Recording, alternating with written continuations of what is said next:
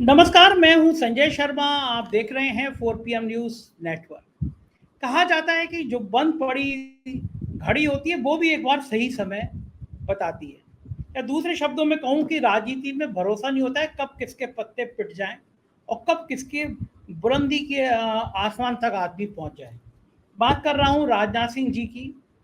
मोदी सरकार first and second में अगर नितिन गडकरी के बाद किसकी सबसे ज़्यादा हालत खराब थी वो राजनाथ सिंह की थी। मोदी जी के निशाने पर रहते थे राजनाथ जी। मोदी जी बस चलता तो उनको मंत्रिमंडल से बाहर का रास्ता दिखा देते। लेकिन इस बार जब बीजेपी की नहीं एनडीए की सरकार बनी है, मतलब भारतीय जनता पार्टी को पूरा बहुमत नहीं आया, तो सबसे ज्यादा कदर किसी की बढ़ी है तो वो राजनाथ सिंह की है। अब सोचिए, बीजेपी का अध्यक्ष चुना जाना था, लेकिन मीटिंग हुई राजनाथ सिंह के घर पे, जेपी नड्डा को बुलाया गया, अमित शाह को बुलाया गया, आरएसएस के नेता वहां पहुंचे, यानी राजनाथ सिंह महत्वपूर्ण केंद्र में हैं। अभय दुबे जी से बातचीत कर रहा था, जाने माने पत्रकार हैं, एबीपी चैनल पे आप उनको रोज सुनते हैं।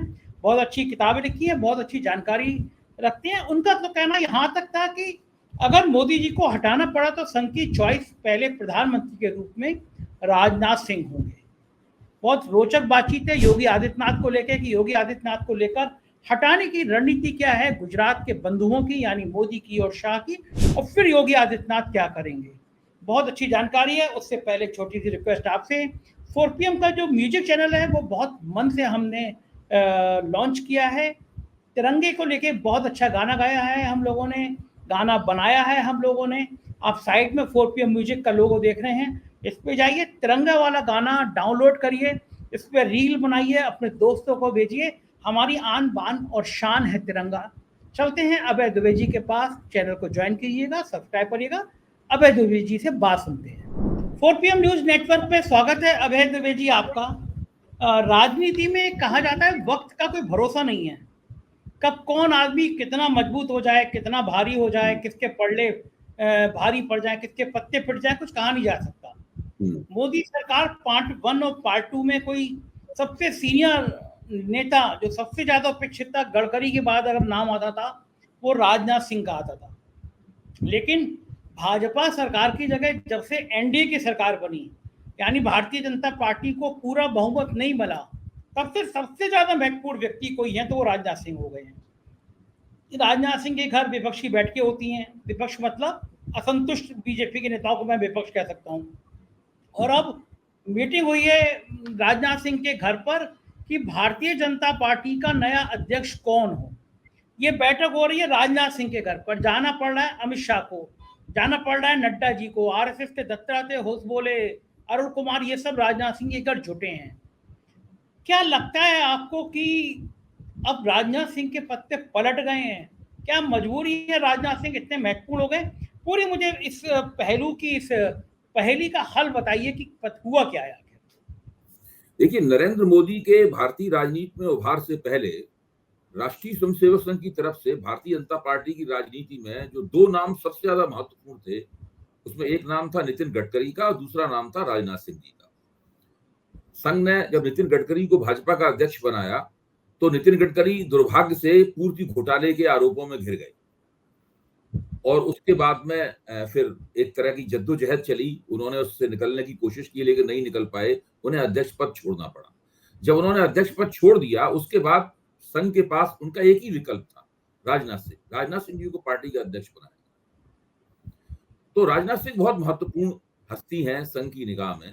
उसकी एक सबसे बड़ी वजह यह है कि उनकी शख्सियत और उनका राजनीति के बारे में रवैया, उनका सोचने का तरीका और सबको साथ लेकर चलने की उनकी क्षमता, ये राजनाथ सिंह जी की बहुत बड़ी विशेषता है। और नरेंद्र मोदी के जमाने में भारतीय जनता पार्टी में ऐसे लोगों, ऐसे इस तरह इस योग्यता के लोगों का टोटा हो गया, ऐसे लोग आमतौर पर मौजूद नहीं है। तो जब 4 जून को नरेंद्र मोदी ने बहुमत खो दिया, भारतीय जनता पार्टी ने बहुमत खो दिया, तो संघ की निगाह फिर से दोबारा राजनाथ सिंह जी के ऊपर टिकी और फिर से राजनाथ सिंह जी एक बार संघ और भाजपा के बीच संबंध सूत्र के रूप में, संघ की नीतियों को भाजपा में लागू कराने के सबसे बड़े माध्यम के रूप में। और मैं तो ये मानता हूं कि अगर नरेंद्र मोदी को किसी वजह से सत्ता से हटना पड़ता है तो उनके उत्तराधिकारी के रूप के उत्तराधिकारी के रूप में, सबसे बड़े दावेदार के रूप में संघ की निगाह दोबारा राजनाथ सिंह जी के ऊपर फिक्स हो गई, निर्धारित हो गई, उनके ऊपर निगाह टिक गई। इसलिए आप देखिए, जब 4 जून के बाद में जितनी भी एनडीए की बैठकें होती हैं, सब राजनाथ सिंह जी घर होती है। अभी संघ और भाजपा की जो बैठक हो रही है वो राजनाथ सिंह जी के घर पे हो रही है। और ये कितने महत्वपूर्ण विषय के ऊपर बैठक है। ये बैठक है कि भारतीय जनता पार्टी का नया अध्यक्ष कौन हो। संघ और नरेंद्र मोदी के संबंधों में इस वक्त जो सबसे बड़ा तकरार है, यानी सबसे बड़ी जद्दोजहद का जो बिंदु है, वो बिंदु यही है कि भारतीय जनता पार्टी का अध्यक्ष कौन हो। संघ ने इस बात की बहुत कड़ी आलोचना की है, ऑर्गेनाइजर में भी और वैसे भी, चाहे मोहन भागवत के आप भाषणों को सुन लें, आप इंद्रेश कुमार की बातों को सुन लें, आप रतन शारदा के लेखों को देख लें, आप कुछ भी देखें, हर जगह एक ही बात निकल के आती है कि भारतीय जनता पार्टी जैसी संघ ने बनाई थी वैसी नहीं रही। मोदी और शाह के सरपरस्ती में ये पार्टी कुछ की कुछ हो गई।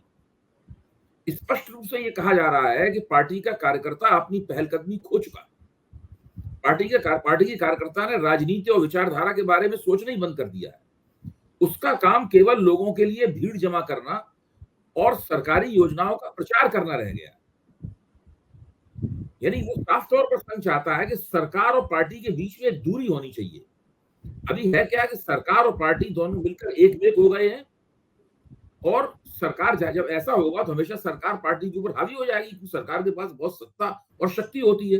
पार्टी के पास तो इस तरह सत्ता और शक्ति नहीं होती। पार्टी के पास तो कार्यकर्ता होते हैं बस केवल, और विचारधारा होती है, अपना राजनीतिक कार्यक्रम होता है। लेकिन सरकार के पास तो सरकार तो देश की सबसे बड़ी एजेंसी है, उसके पास सबसे ज्यादा ताकत है, रंग है, रुतबा है। तो उससे कार्यकर्ता और नेताओं का भी दिमाग खराब होने लगता है और सत्ता उनके ऊपर हावी होने लगती है। तो संघ लगातार पिछले 10 साल से इस प्रक्रिया को देख रहा था। मुझे लगता है संघ ये मानता होगा कि मोदी और शाह की सरपरस्ती में भारतीय जनता पार्टी का विस्तार तो हुआ है, उसका प्रभाव क्षेत्र भी बढ़ा है, लेकिन संगठन की क्वालिटी बहुत ज्यादा गिर गई है। और इतनी ज्यादा गिर गई है संगठन की क्वालिटी कि दरअसल उसका असर भारतीय जनता पार्टी की सत्ता को दोबारा प्राप्त करने और सत्ता को कायम रखने की क्षमता पर भी पड़ने लगा है। तो इसलिए उन लोगों ने तय ये किया है, संघ वालों ने, कि कुछ भी हो जाए हम भाजपा के संगठन को मोदी और शाह के हाथों से हस्तगत करके मानेंगे। और मुझे लगता है कि इसमें राजनाथ सिंह जी को प्रमुख भूमिका दी गई है इसकी, कि वो इस पूरी प्रक्रिया को, ये जो मोदी और शाह के हाथों से भाजपा को संघ के दोबारा हाथों में जाने की जो पूरी प्रक्रिया है, इस पूरी प्रक्रिया को राजनाथ सिंह के नेतृत्व में अंजाम दिया जाए। और राजनाथ सिंह वही भूमिका इस वक्त निभा रहे हैं। राजनाथ सिंह बहुत महत्वपूर्ण हो गए हैं, और मुझे लगता है कि इससे मोदी और शाह को बहुत तकलीफ होगी। कोई भी आदमी इसको समझ सकता है।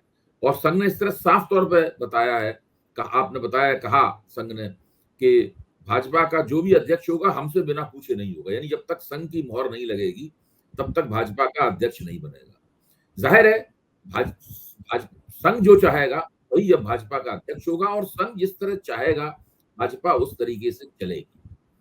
ये बात भी उत्तर प्रदेश की राजनीति को भी बड़ा प्रभावित करने वाली है।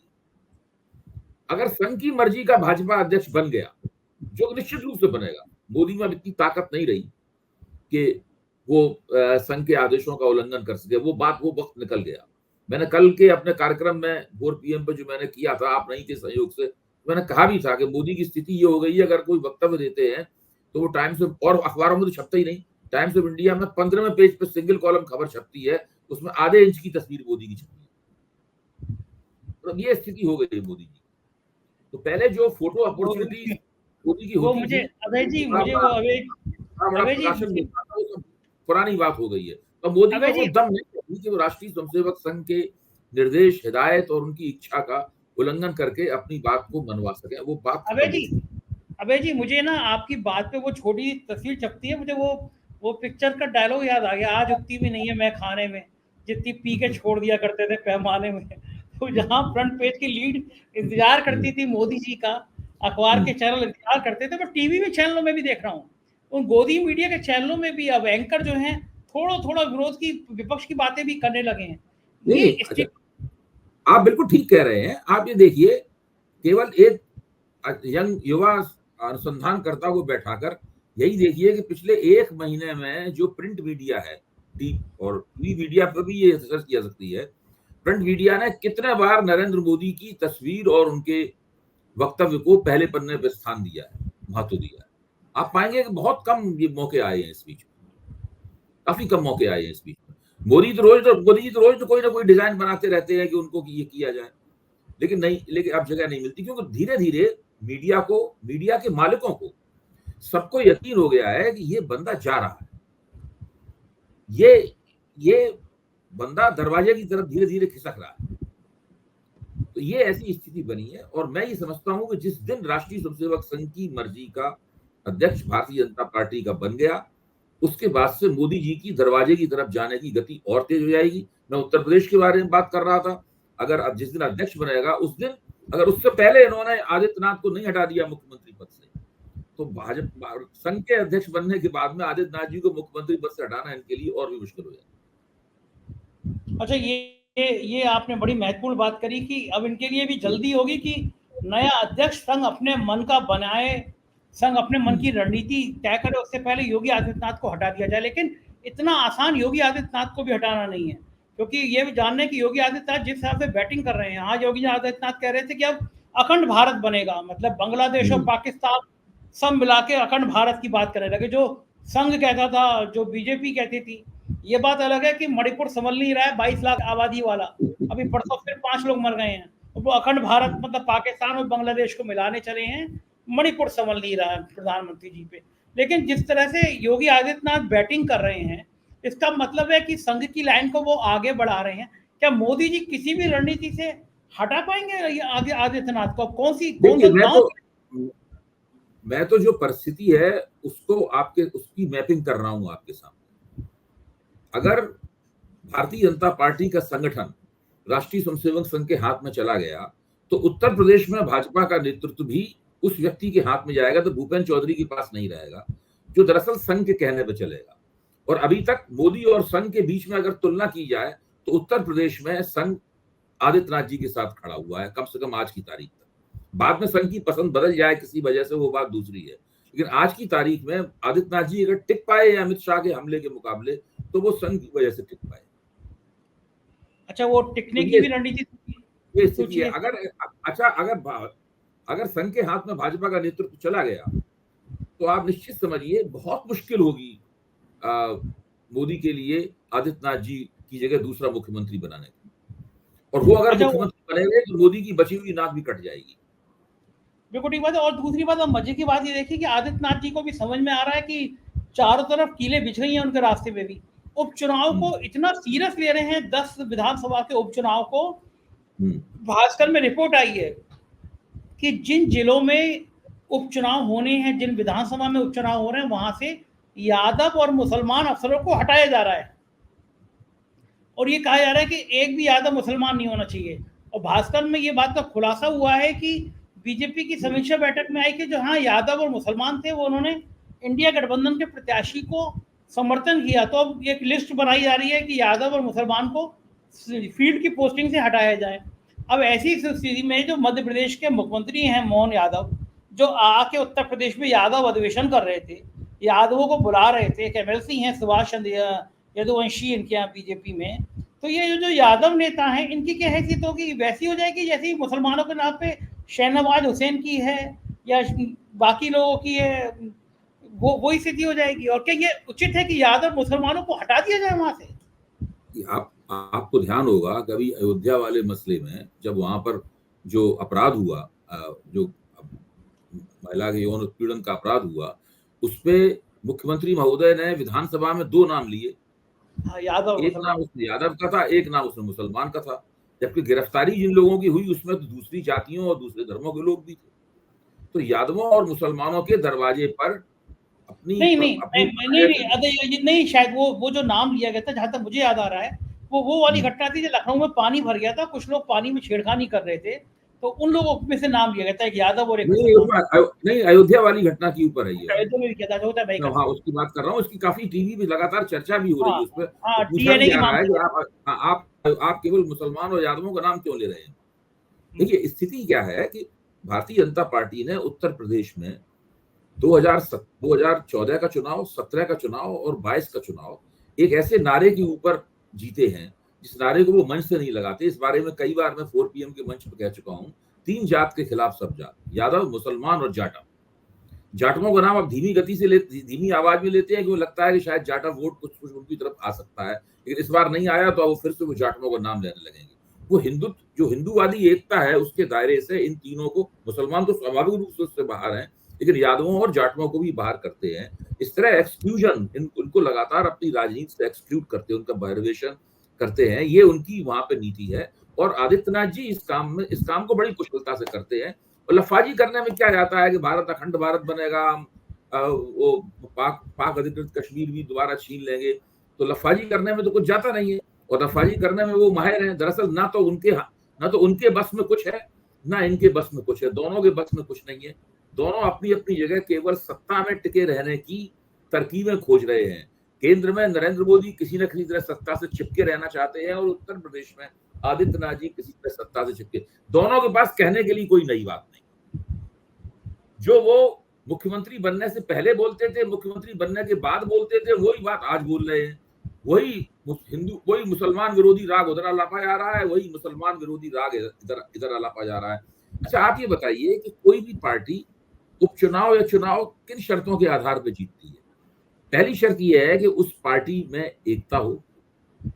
दूसरी शर्त यह है कि पार्टी की सरकार और संगठन में एकता हो। तीसरी शर्त यह है कि प्रदेश की पार्टी और सरकार का केंद्र की पार्टी और सरकार के साथ में अच्छा तादाद में हो। क्या ये तीनों चीजें मौजूद हैं? तीनों ही चीजें लापता हैं। न तो उत्तर प्रदेश पार्टी में एकता है, न उत्तर प्रदेश सरकार में कोई अंदरूनी एकता है, न पार्टी और सरकार के बीच में एकता है, न उत्तर प्रदेश की सरकार और केंद्र की सरकार के बीच में एकता है। जब ऐसी स्थिति में हो तो आप चुनाव कैसे जीतेंगे? चुनाव जीत गए तो किस्मत से जीत सकते हैं, स्थानीय परिस्थितियां कुछ करवट ले जाएं, आपके पक्ष में आ जाएं, आप तो नहीं चुनाव जीत सकते। कोई नेता कितना भी जोर मारता रहे, कोई नेता कितनी भी लफाजी करता रहे, कैसे बड़े बड़े भीषण भाषण देता रहे, वो चुनाव नहीं जीत सकता। चुनाव जीतने की बुनियादी शर्त है और इस शर्त के ऊपर उत्तर प्रदेश की राजनीति, भारतीय जनता पार्टी की राजनीति, योगी आदित्यनाथ की राजनीति खड़ी नहीं उतरती। इसीलिए वो बहुत ही नाक के बराबर संभावना है चुनाव में इनके जीतने की। जीत सकते हैं, लेकिन वो किस्मत के सहारे जीत सकते हैं। विपक्ष कोई बड़ी गलती कर दे तो जीत जाए, कोई स्थानीय परिस्थितियां आपके पक्ष में आ जाए किसी घटना की वजह से तो जीत जाए, वरना जीतने के कोई मौका नहीं है।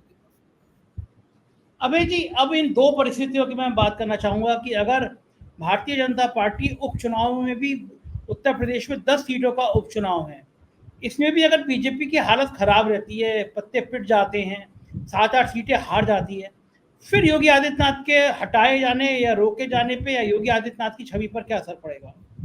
मेरे ख्याल से तो अगर भारतीय जनता पार्टी अपनी तीनों सीटें हार जाती है और वो विपक्ष की भी कोई सीटें जीतने में कामयाब नहीं हो पाती, या अपने जो सहयोगी दल हैं उनको सीटें जिताने में कोई मदद नहीं कर पाती, तो योगी आदित्यनाथ जी को हटाने की पूरी कोशिश की जाएगी। तुरंत इसी बहाने उनको हटा दिया जाएगा। वही तो किसी काम के नहीं है, न तो लोकसभा चुनाव में सीटें जिताने में इनका योगदान रहा और ना ये उपचुनाव जिता पा रहे हैं, तो इनसे कैसे उम्मीद की जाए कि 2027 में ये जो है वो विधानसभा का चुनाव जिता देंगे। इसके बाद तो इन्हें हटाने की पूरी कोशिश की जाएगी। मतलब मेरे ख्याल से तो वो उनका अंतिम क्षण होगा अगर ये उपचुनाव में ठीक से प्रदर्शन इन्होंने नहीं किया। मुख्यमंत्री के तौर पर उनका अंतिम क्षण होगा।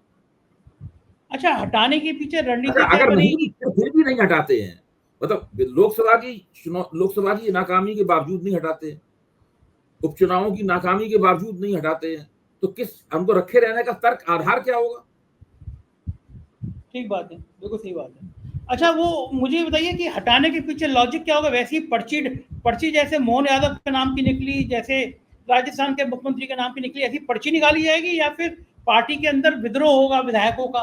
क्योंकि योगी पार्टी के अंदर केशव मौर्य वगैरह के नेतृत्व में बड़े स्तर के ऊपर मांग की जाएगी, आला कमान से बात कही जाएगी और आला कमान वहां से निर्देश देगा कि भाई आप इस्तीफा दीजिए, और किसी नए व्यक्ति को जो आला कमान जिसकी तरफ इशारा होगा।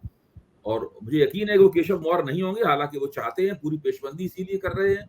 अमित शाह भी शायद उनको बनवाना चाहेंगे और उसके बाद में उस व्यक्ति को विधायक दल का नेता चुन लिया जाएगा। आपने ये कहा केशव मौर्य नहीं होंगे, आपको केशव मौर्य में क्यों आपने ऐसे बेचारे का दिल तोड़ दिया?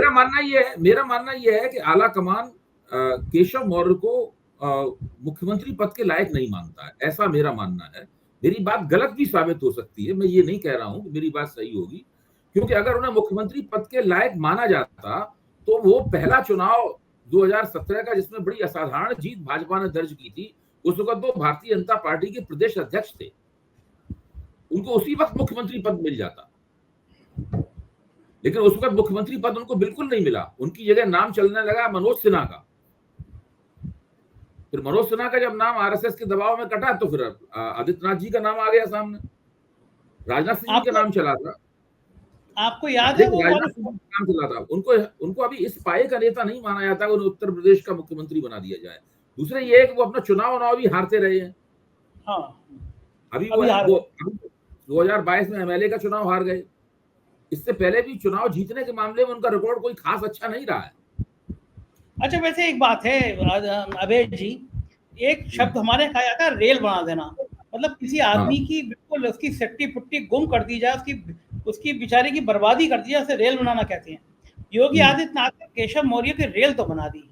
जब वो पहले दिन से 2017 में जब वो पंचम तल पे जाके मुख्यमंत्री कार्यालय पर अपनी नेम प्लेट लगाए आए थे, तब योगी आदित्यनाथ ने उनकी नेम प्लेट उखड़वा दी। अब उनके इर्द गिर्द रहने वाले कहते हैं कि जब चुनाव चल रहे थे तो बाकायदा छापे पड़वाए गए उनके कार्यालय पे, और उनको हरवाने में योगी आदित्यनाथ की बड़ी भूमिका रही है, उनके समर्थक कहते हैं।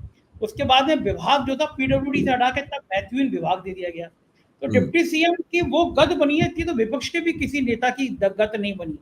लेकिन अब एक समस्या और है कि अब उनके अपमान को, उनकी इस रेल बनाने वाली रणनीति को बैकवर्ड में ये संदेश प्रचारित कर रही है विपक्ष और समाजवादी पार्टी कि देखो इनके अंदर पिछड़े जाति के नेता की इतनी इज्जत कितनी है। उन बेचारे को स्टूल मंत्री कह के ऐसा कर दिया गया है कि लोग केशव मौर्य की फोटो और स्टूल संग संग लगा के वायरल करते हैं। इतनी मैं कह रहा हूँ, इतना अपमान तो विपक्ष के किसी नेता का नहीं हुआ जितना इनका हो गया। इन स्थिति में दोनों साथ में रह कैसे पा रहे हैं अभी तक? नहीं, साथ में कहाँ रह रहे हैं? देखिए, आप वो साथ में कहाँ रह रहे हैं? ये तो अब उन्होंने जाकर आला कमान ने शायद उनसे कहा होगा कि मीटिंगों वगैरह में जाए। ये और ब्रजेश पाठक दोनों तो आदित्यनाथ जी की बुलाई हुई मीटिंगों में भी नहीं आते थे। आदित्यनाथ जी जब इनके मंडलों की मीटिंग बुलाते थे तो उनको उप मुख्यमंत्री के तौर पर निमंत्रित नहीं करते थे, विधायक के तौर पर निमंत्रित करते थे। तो इन संबंध तो बहुत ज्यादा खराब है इनके।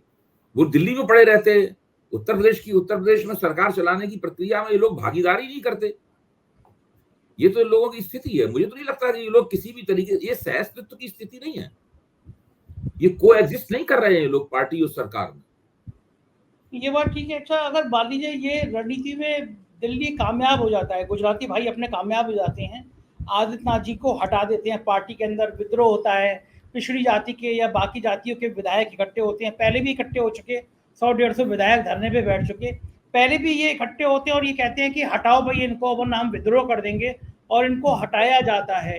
सपोज तो आपको कहता है योगी आदित्यनाथ शांत होकर बैठ जाएंगे, वो नेताओं वसुंधरा राजे, शिवराज सिंह चौहान जैसे हैं, और नहीं बैठेंगे तो उनकी रणनीति क्या होगी, वो कैसे पलट के दिल्ली को जवाब देंगे, क्या लगता है? देखिए, योगी आदित्यनाथ जी के साथ एक समस्या है। मैं नहीं मानता कि वसुंधरा राजे जैसे हैं या शिवराज सिंह चौहान जैसे हैं, वो पार्टी की राजनीतिक प्रक्रियाओं के जरिए मुख्यमंत्री नहीं बने। वो संघ के भी नहीं है, संघ की राजनीतिक संघ उन्हें समर्थन दे रहा है, लेकिन वो संघ के भीतर भी नहीं है। क्योंकि उन्होंने भाजपा के अंदर कभी काम नहीं किया, संघ के अंदर काम नहीं किया, तो भाजपा के अंदर उनकी कोई लॉबी नहीं है, संघ के अंदर भी उनकी कोई लॉबी नहीं है। जैसे वसुंधरा राजे की भाजपा के अंदर राजस्थान भाजपा में एक लॉबी है, या शिवराज सिंह जी की मध्य प्रदेश भाजपा में एक लॉबी है। उत्तर प्रदेश भारतीय जनता पार्टी के अंदर आदित्यनाथ जी की कोई लॉबी नहीं है, क्योंकि उनकी कोई जड़ें नहीं है उसके अंदर, ऐतिहासिक रूप से उनकी कोई जड़ें उसके अंदर नहीं। यहां तक कि वो तो हिंदू युवा वाणी भाजपा के खिलाफ चुनाव लड़ती रही है, मतलब उनकी भाजपा के अंदर जड़ें कहां से आएंगी? ये तो एक तरह से देखा जाए तो ये एक अपस्टार्ट मुख्यमंत्री, इनको ऊपर से टपकाया गया है। मुख्यमंत्री की कुर्सी पे इनको 2017 में ऊपर से टपकाया गया है। इन्हें खुद भी नहीं पता था कि इनको मुख्यमंत्री बनाया जा सकता है, ये स्थिति थी। ना इनके नेतृत्व में चुनाव लड़ा गया था, हम सभी जानते हैं चुनाव के बाद की पसंद है। लेकिन पिछले 7 साल से ये मुख्यमंत्री हैं।